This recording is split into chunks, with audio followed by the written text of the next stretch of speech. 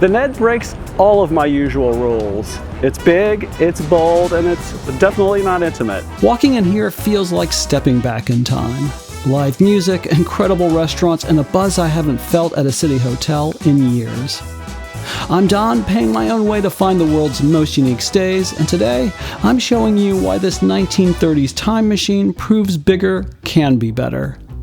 After 48 London hotel inspections and 10 paid stays, this isn't just one of London's best. Think one of the world's best city hotels.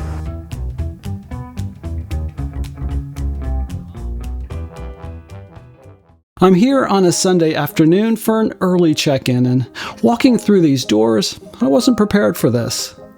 There's a live band playing in the center of this massive banking hall, restaurants buzzing on all sides, and this energy just, I don't know, kind of grabs you.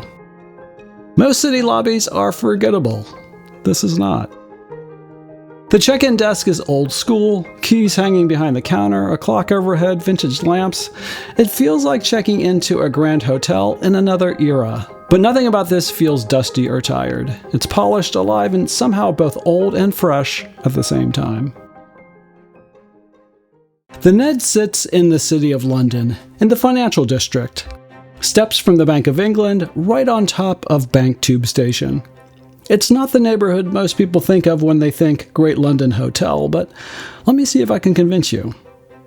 I love the contrast here. 100-year-old buildings next to some of London's best modern architecture. This building started life in 1924 as the headquarters of Midland Bank.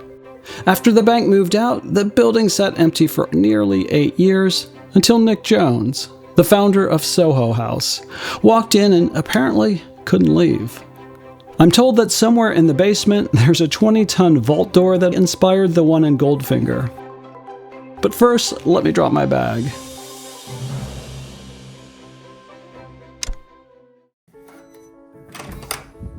Okay, come on in, and let's have a look around my double upgrade. A suite. 2 rooms plus a balcony. It's old school for sure, but in a good way. A sitting room, nice minibar setup.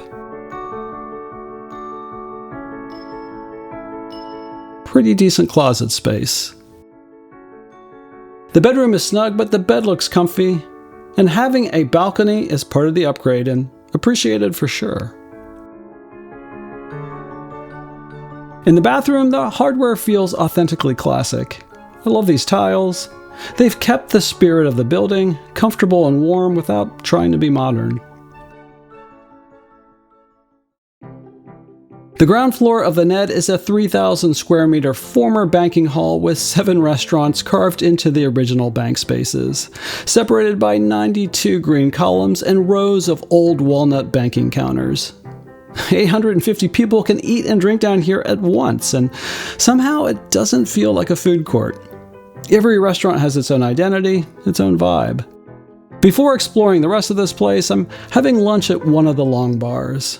An American diner on one side, a Japanese spot on the other, with these beautiful counter seats running the length of the hall. I love the energy in here. There's something about eating lunch surrounded by original 1930s lighting and these massive columns that makes the food feel a lot more interesting.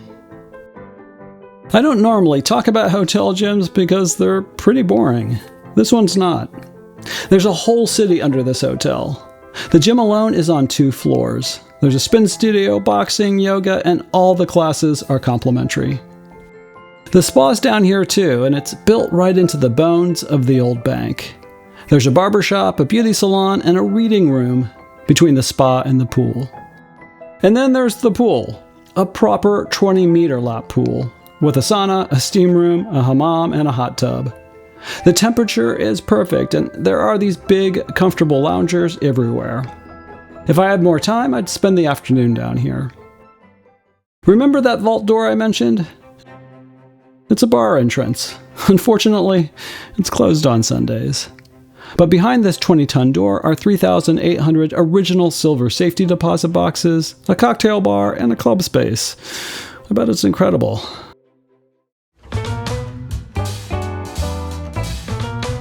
I expected the City of London on a Sunday night to be dead. It's the financial district, banks are closed, offices are empty. The Ned didn't get the memo.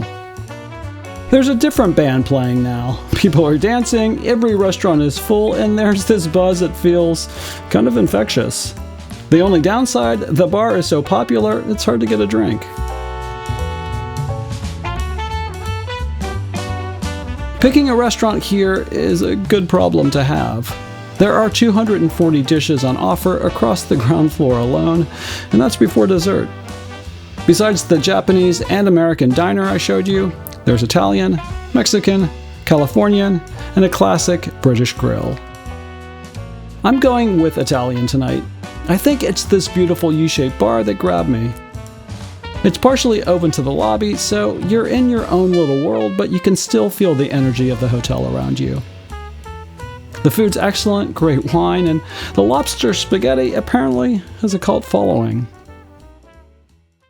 For your next trip, if you want honest advice, better value, and added perks, book with the Swank Guide.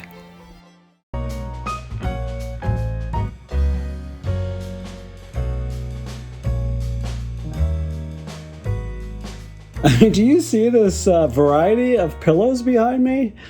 Like, no one will be disappointed here. The pillows get a 10. Good night. If the financial district isn't your vibe, I've got the perfect antidote. The Other House in residential South Kensington.